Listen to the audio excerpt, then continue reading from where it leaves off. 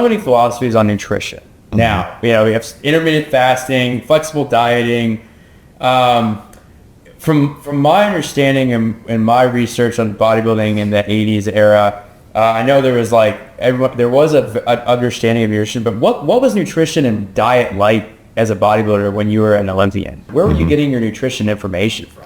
Well, it was reading articles that was done by Arnold Schwarzenegger, Robbie Robertson, the legends of the sports, Bill Pearl, Ed Corney, all of these professionals gave their life testimonials in the different publications. And so as a youngster, man, I was a sponge just reading this. And one thing that I learned real early in the sport was that a quality calorie is a quality calorie. In order to rebuild cell and tissue, you give the body the right food, you'll get a positive response. I also understood early that the body works in the way of demand and supply. If you're demanding more out of the body physically, then the muscle will adapt to that by producing more muscle size, as long as the caloric intake is what it needs to be. So with that philosophy, it gave me a very good education. When I went to teenage America, I wasn't into counting calories. I was just into eating good. I wasn't educated as far as all of the different training systems, as far as scientifically, that instinctively and what I had read, I applied.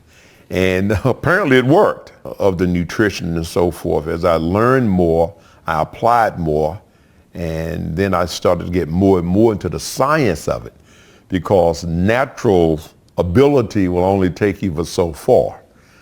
And I was buying supplements from California, out of a top professional bodybuilder who sort of advised in my eating program and how supplements should be used. Matter of fact, his name was Cal Scalak. Cal Scalak he was a legend in the sport of bodybuilding.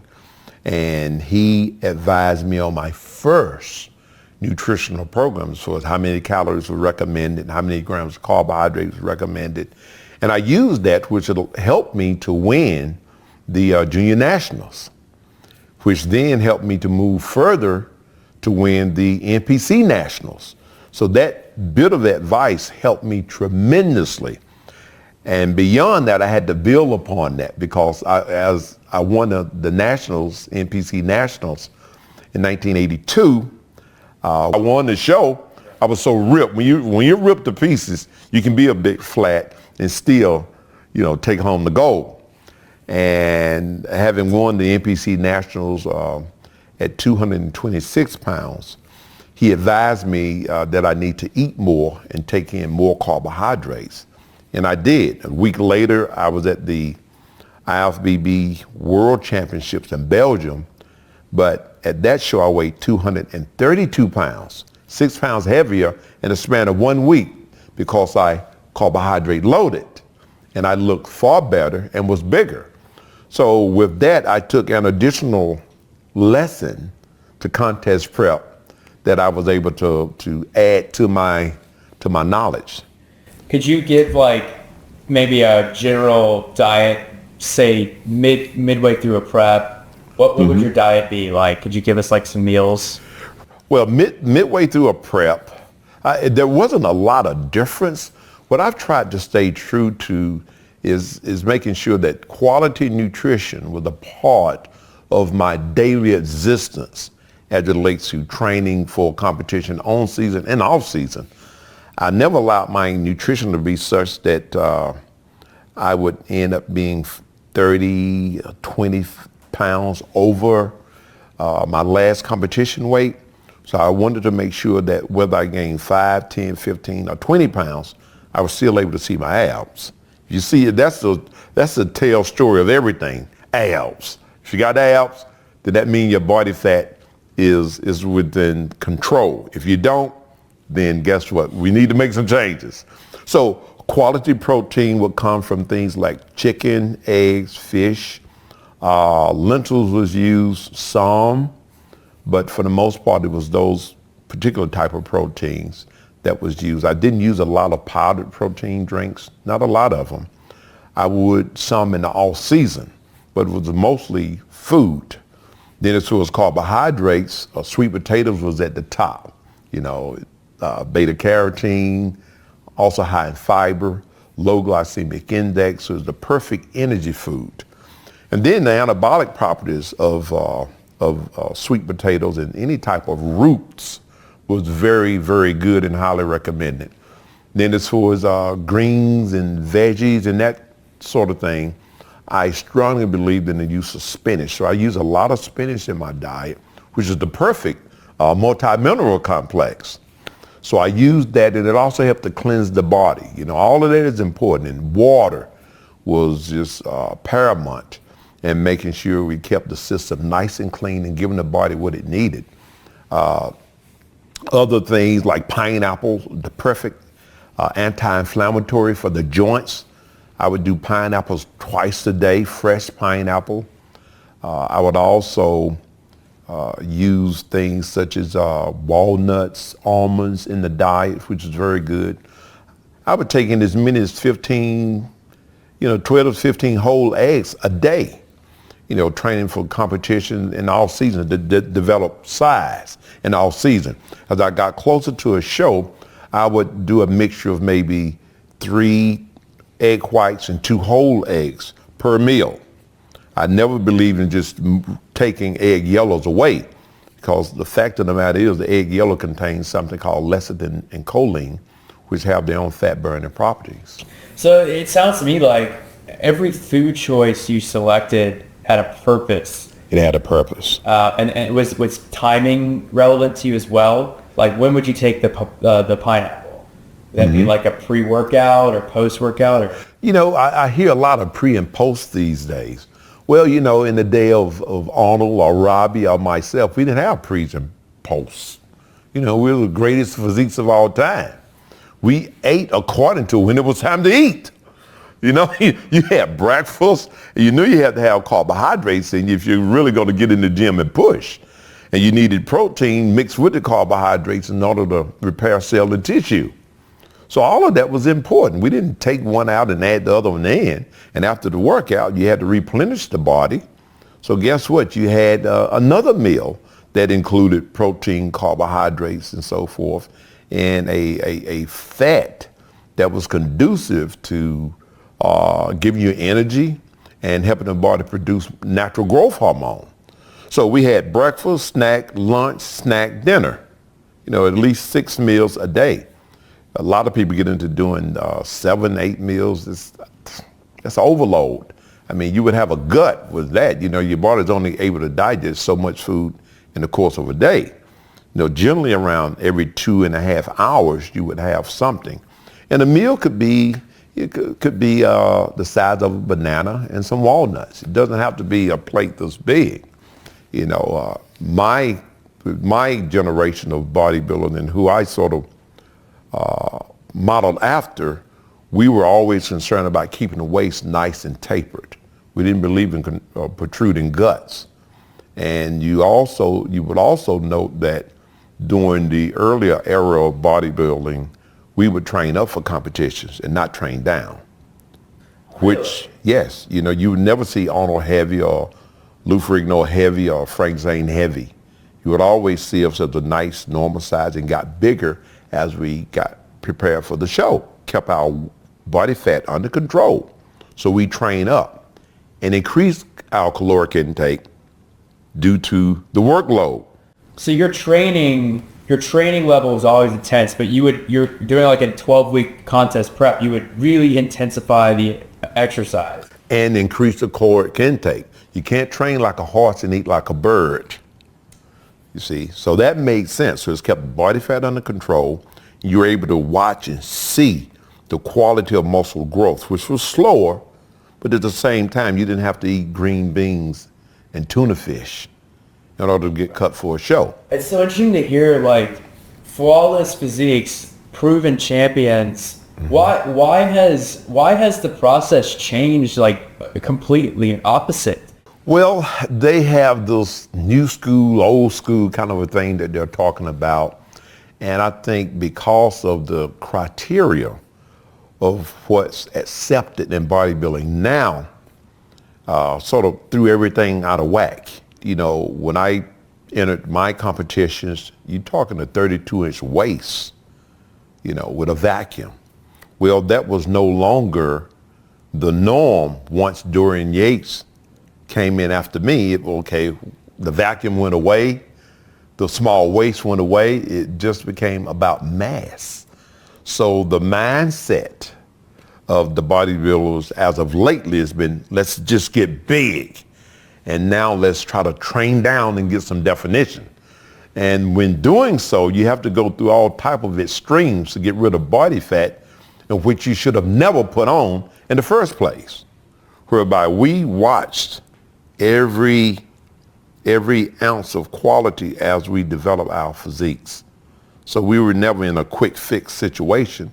Quick fixes causes a lot of other things, you know, that really didn't have to happen. You know, crazy things to help get rid of fat, which you should never put on. So give the body what it needs. And as you know, in a lot of my sayings has been trained to stimulate, not annihilate. You have to annihilate when you do crazy stuff, like get 40, 50, 60 pounds over competition weight. Then you have to try to bring the weight down in order to see your abs or to get in a contest condition. So going back, and correct me if I'm wrong, so if you became pro, did you become pro in 82? After winning the IFBB World Championship, that's when I turned pro. Was that in 82? Yeah, that was in 1982. So then in 83, you placed third in the Olympia, correct? I placed third in Olympia after winning the New York Night of Champions. Okay, so that year you placed third. I believe Samir won that year? Yes, Samir Bannout won. Okay, so how did it feel stepping on the Olympia stage, first off as an extremely young pro, right. And seeing the victory? How bad did you want that standout after seeing that? Oh, I wanted it real bad, you know. After placing third, in which I had, from 1982, I won the Atlantic USA, the Junior Nationals, the Nationals, you know, the IFBB World Championship, and, you know, I was on the road. You know, when you're used to winning, you're used to winning. And you want to do everything you can to continue winning. So placing third at that first Olympia, I wasn't traumatized by it. I mean, because, hey, man, you're standing beside the great Samir Bannout, and then Frank Zane and Muhammad Makawe. I mean, I was a youngster at the age of 23, standing beside some of the greatest legends of all time. Boyer Cole was there. You know, Robbie Robertson was there. Berto Fox. Oh, my goodness.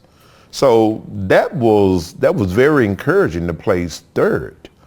And one thing that as I look back, that I sort of fell short in was the understanding of competition prep, or the understanding of how to manipulate nutrition. Because I say that because 4 weeks prior to the 1983 Olympia, Arnold saw me at World's Gym weighing 243 pounds in great shape. And he said to me, Lee, how are you in this type of shape 4 weeks away from the Mr. Olympia? I mean, he was puzzled by it. And I thought it was like, well, you know, it is what it is, and I am what I am. But I understand how he got puzzled, because, you know, you can't peak too soon for a competition. So what he saw Lee Haney peaking too early. But I lacked the understanding of knowing what was happening. And so 4 weeks later, I entered the 1983 Olympia, which took place in Germany, Frankfurt, Germany. And I only weighed 233 pounds. So I had lost 10 pounds in the course of those 4 weeks, because I didn't have an understanding of what was happening with my body. I didn't make the adjustment to add more calories for what had started to take place with my metabolism. You know, 3,000 calories was good 8 weeks ago. But 4 weeks before the competition, my body was feeding on it like it was only 2,000. So the weight started to drop off real fast. But after that third place, I was very happy with that. I wouldn't say I was happy with it, but I could live with it. Third place in their first Mr. Olympia, that was absolutely incredible. But at the same time, when you're used to winning, you want to win. I've seen some videos like on YouTube of you training, you know, kind of like competitive training with Mike Christian. Right. You know, I like to see how competitive you were, and I think that's great. You know, talking about the grades, I believe I'm sure you know the video, Tom Classen. Oh yes. Classic video. Oh yeah. I'll never forget those preacher curls. As a kid, I watched that as clips of you doing those preacher curls. Right. I always wanted to be able to do the amount of weight you did. But how do you think like training now versus your time? Like what's the difference? What was training like compared to now? Right. Well, it's a lot different now because I have younger bodybuilders that I meet at competitions, and you know, one of the things that I'm a stickler on is what do your wheels look like? You know, you got to have some legs. Listen, I'm okay with physique, and I love physique. But I love a full package too. You know, that's how I grew up, and that's where I am. So I want to know that a guy actually have calves. I want to know that they have legs. You know, so one of the things that I see that's sort of off balance now is athletes don't give enough time to bring it about growth and muscle maturity in the different body parts. They're now in a system where they would train one body part a week, legs once a week, calves once a week, particularly calves. You know, and that's a biggie for me. I never will forget when I first visit World's Gym, and you had Joe Gold there. I mean, Joe Gold was like one of the godfathers of bodybuilding when it came to the gym world, because he created World's and Gold's Gym. His name was on both of them. So I never will forget, as I came in for the first time at World's Gym, California, Eddie Giuliano was standing there, and he said, "Joe, come out of our office, check out this young kid." And so he did. So Joe walked around the circle and he watched me, and he said, "Pull up your pants leg, kid." So I pulled my pants leg up, and he looked and said, "You're going places." He didn't give a crap about what he saw up top, because everybody got something up top. If you don't have wheels, you don't make it in the sport of bodybuilding. I meet a lot of young athletes. Boy, how many days a week you train your calf? 1 to 2. I said, 1 to 2. I say, man, we train our calf 5 to 6 days a week. A calf is a stubborn muscle. So how do you expect for it to respond? You've been walking around on them since you were born. So your calf is used to high endurance. Beyond that, you got to give it something very different. You have to stimulate and nearly annihilate a calf in order for it to respond. Heavy, hard, consistent. And then I look at the fact that a lot of the athletes are training, you know, one body part, a workout. They have an arm day, then they have a chest day, they got a back day. I said, how ridiculous is that? And what I see a lot is immature muscle. And so you can see it in the physique, the cross striations and the muscle maturity is not there like it used to be. So I spend a lot of time rewriting and fixing programs for the younger generation of bodybuilders. One of my top programs that I advise is 3 on off 1. I love that program. You have enough recovery time, and you can use, you know, a good bit of weight without tearing your joints apart. So, and then the other principle that I use and promote is push-pull. Push, chest, pull biceps, for instance. That's 1 day, along with calves and abs. Then the next day would be legs. Push, quads, pull, hams. That's 1 day, along with abs, again abs. Then the next day would be shoulders, push, back, pull, along with abs and calves. So by linking the push-pull together, you're giving the tendons and the muscles a little recovery time between different sets. You know, whereby if you train chest push, shoulders push, you're going to have joint problems very soon. I was amateur. I remember that. My shoulders got so bad I could barely lift a 45-pound bar because I was training chest and shoulders in the same workout. When you're training heavy and consistent in that way, you have to know how to manipulate the muscle groups and use the push-pull principle.